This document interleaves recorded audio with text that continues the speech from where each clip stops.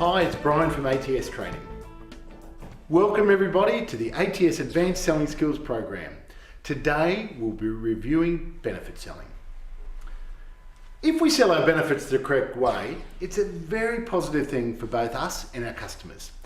So ideally, what will happen at the end of a benefit sell is we'll have the customer basically sitting on the same side of the table as us. This is probably the first time throughout the entire process that the shield of resistance that we've talked about in the past has actually fallen away. So for once, we're actually talking about how to help each other and working together to get the best outcome for both the customer and ourselves. The question is, how do we go about this process? Obviously, as we said in an earlier section, all roads lead back to the needs analysis. When we think about the needs analysis, we tried to understand what was important to the customer and what they were trying to achieve and do. Understand their needs and build some of that desire. That's all good. However, the time has come where now we need to talk about our recommendations and our benefits and how they're actually going to help the customer. To do this, we need to understand what these things really mean to our customers. Not what they mean to us, but what they mean to our customers.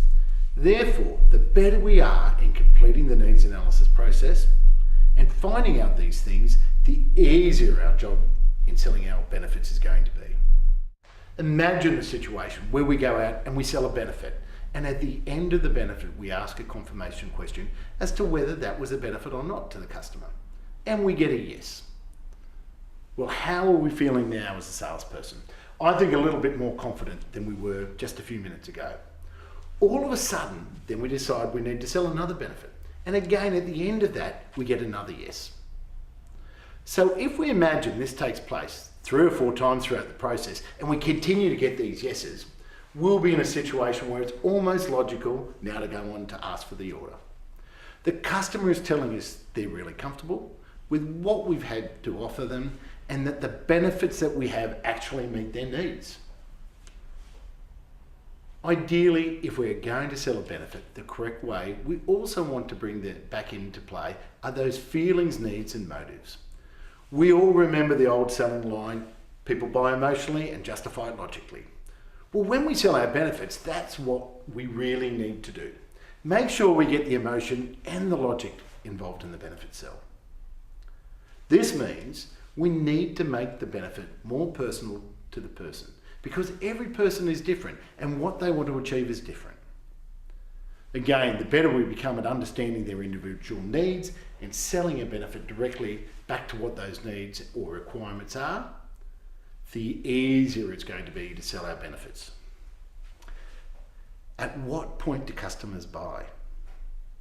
Well, again, if we imagine a set of scales, if a customer can see a situation where there are a lot of benefits on one side and a very low price, we'd probably call that in layman's terms a bargain.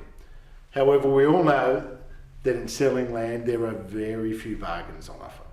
When we reverse that and we get a situation where we have a very high price and very few benefits, we get to a situation where in layman's terms again, we call that a rip-off. So back to my question, at what point do they decide to purchase something? Well, it's a point where these things weigh up, where the dollars involved weigh out to the benefits involved. And we call that value for money. When customers start to get value for money, that's when they decide to proceed and go ahead with you. Always remember, when we're out there, try to make sure the customer is seeing the value. If they can't see the value, there probably is no sale.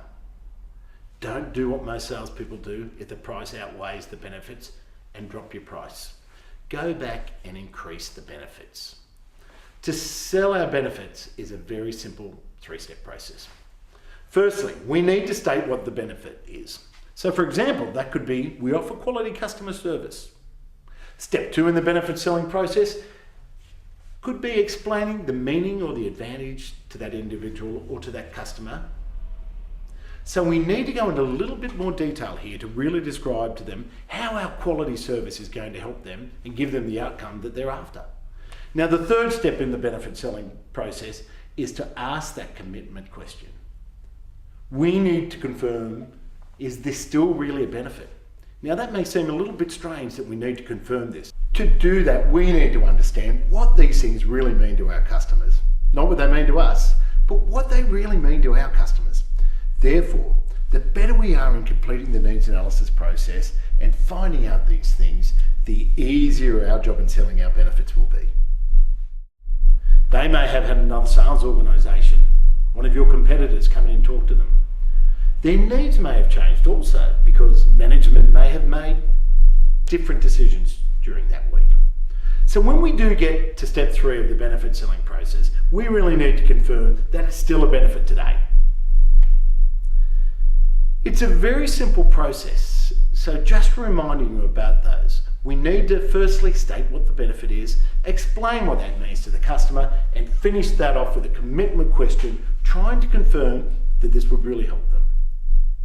What I'd like you all to do now is use the blue benefit cards in the ATS sales kits and have the manager run a session or 2 of round robins. Thanks for your time today, and I look forward to seeing you in the next section. Remember, if you don't go and change anything, nothing will change.